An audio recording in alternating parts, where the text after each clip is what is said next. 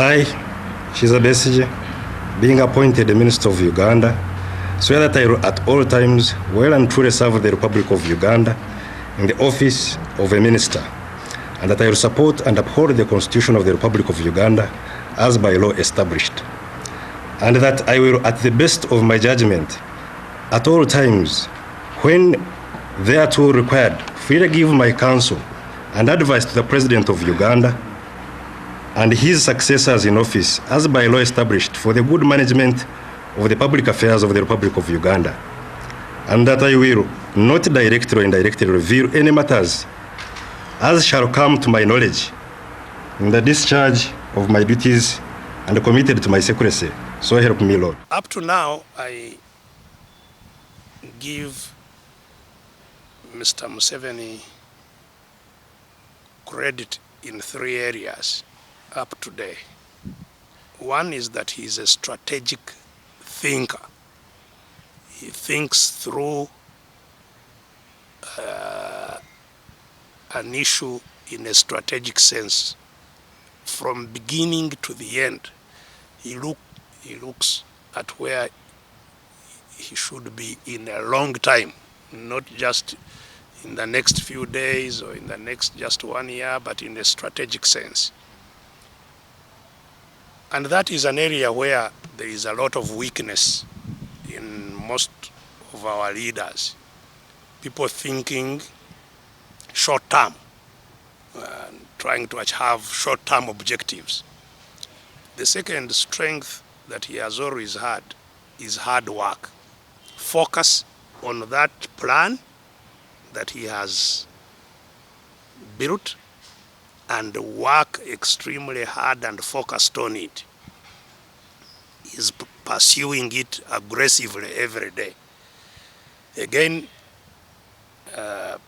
part of the challenges we have why he is still there is that many of our people are lazy and not focused.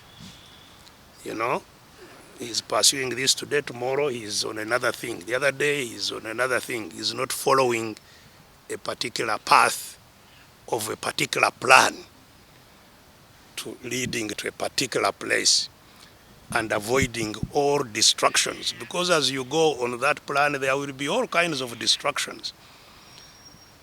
Many of our people, when a distraction comes, he leaves his plan and first chases the distraction. By the time he comes back, another distraction has arrived. So that focus and vigorous pursuit of course is a strength that he has. I think the third strength that he has is ability to, even in a short interaction, get into the mind of the person before him, understand who the person before him is, and therefore quickly understand how to apply him.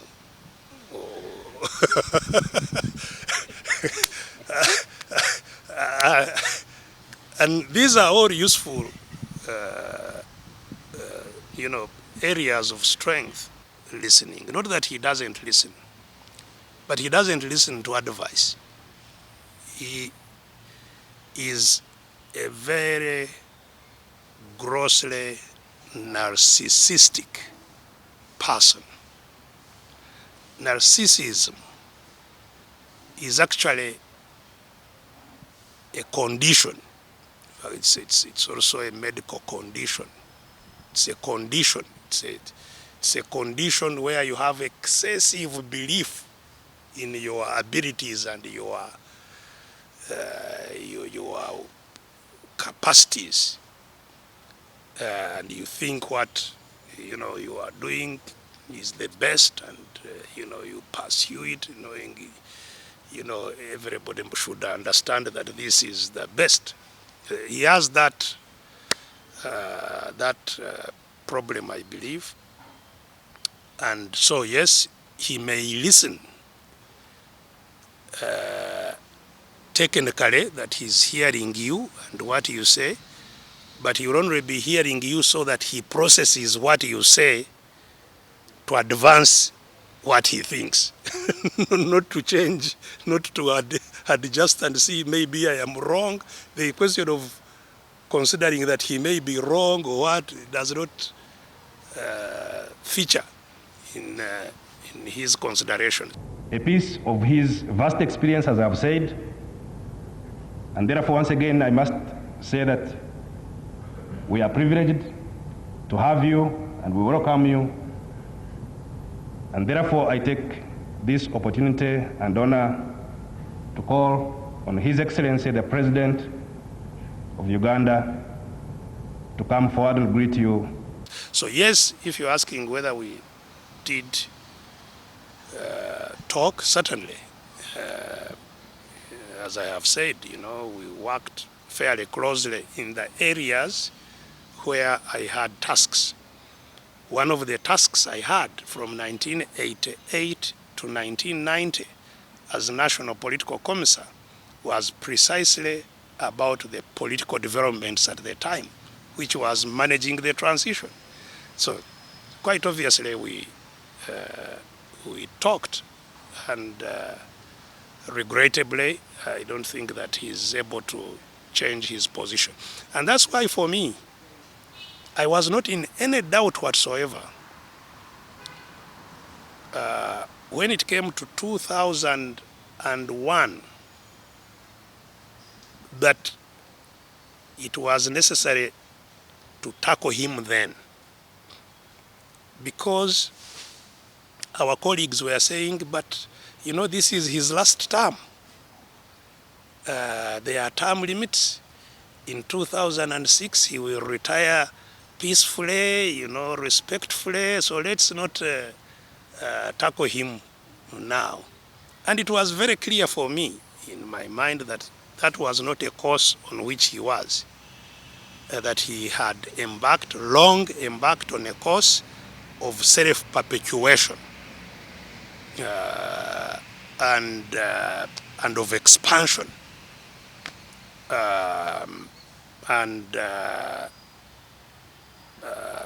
So I respectfully deferred from my colleagues in terms of how to approach it. Happily, my views have been vindicated, that is what indeed he was pursuing. The latest, I think, even demonstrates that even more, that he is intent on clinging on to power until he dies, and unless stopped. So my preoccupation, my engagement, my focus is on stopping him. But not just stopping him as a person, but stopping the mode of control of power from few people using coercive forces to the majority of Ugandans. And that's why, I've been repeatedly saying that the phase of our struggle now is not about looking for a leader, which is what sometimes our people confuse. Sometimes people think that we are looking for a leader to replace Museveni. No, that's not the preoccupation shouldn't be the preoccupation of the country. We are not at a stage where the country is looking for a leader. We are at a stage where the country is looking for the country itself. where people must first regain the country. Once it is in their hands, then they can choose who to lead it. But you cannot choose somebody to lead what you don't have, which is the confusion that there is at the moment. Even in the elections, I was telling people that you people don't have votes. I haven't come to actually look for votes because you don't have them. A vote is not a piece of paper that you go with to throw in a box. No. A vote is yourself, that what you say is going to be respected. If you don't have power, you, the person holding the paper, you are just holding a piece of paper and that's what it remains. You put it in the box, controlled by those who have power. They will decide what to do with it, not you. So the struggle we are at now is for citizens to regain their sovereignty. The dictatorship, those